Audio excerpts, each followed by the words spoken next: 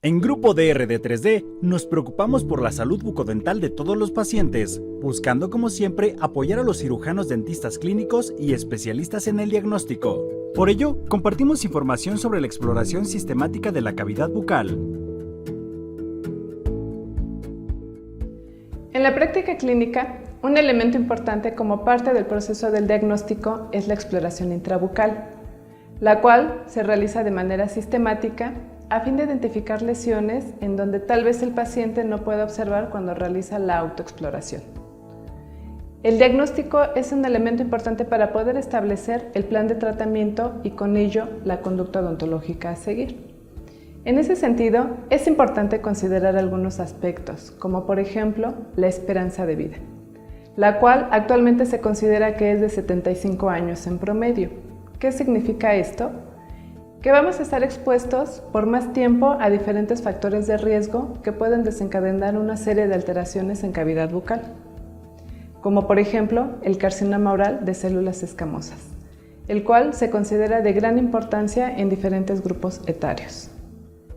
También es curioso que cuando un paciente llega por primera vez a la consulta odontológica, lo primero que hace el clínico es tomar un espejo y llevarlo directamente hacia los dientes, olvidando que existe una serie de tejidos duros y blandos que están comunicados entre sí para formar el sistema estomatognático y que este está conectado a su vez a diferentes aparatos y sistemas para formar un conjunto.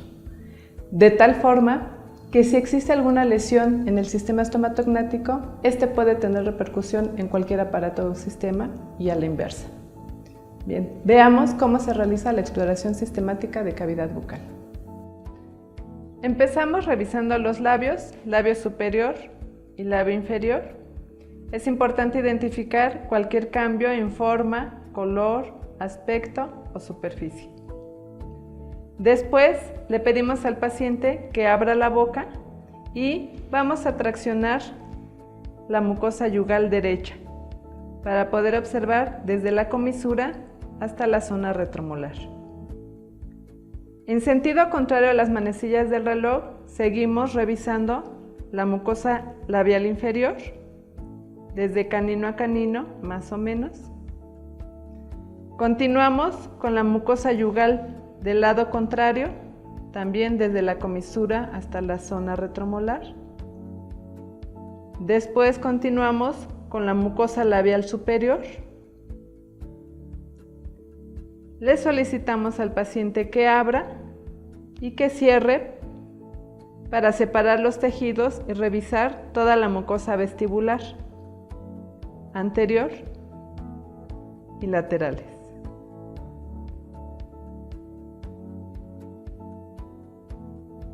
Posteriormente le solicitamos que abra la boca para revisar toda la mucosa masticatoria del paladar duro.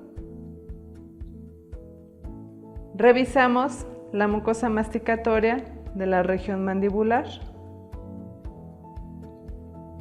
Le solicitamos al paciente que saque la lengua y yo me voy a apoyar con una gasa para traccionarla e identificar hasta la parte más posterior. Posteriormente revisamos los bordes laterales derecho e izquierdo. Le solicitamos al paciente que toque su paladar con la punta de la lengua para revisar la cara ventral. Posteriormente revisamos piso de boca haciendo presión con 1 o 2 dedos para identificar cualquier cambio.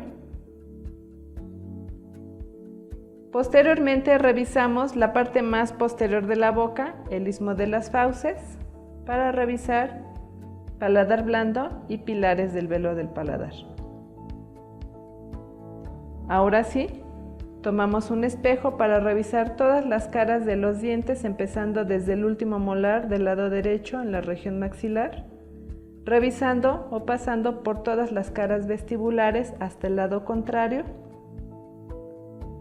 Nos regresamos por las caras palatinas. Continuamos con los molares del lado derecho, también las caras vestibulares. Regresamos revisando las caras linguales, en este caso. y terminamos con los molares inferiores del lado derecho. Y esta es la forma que nos recomiendan para realizar la exploración sistemática de cavidad bucal. No debemos olvidar los demás elementos que forman parte del proceso del diagnóstico, como son la historia clínica, el expediente clínico, las normas que nos guían y regulan y, por supuesto, los pasos del método clínico, como son inspección, palpación, percusión, auscultación y el interrogatorio.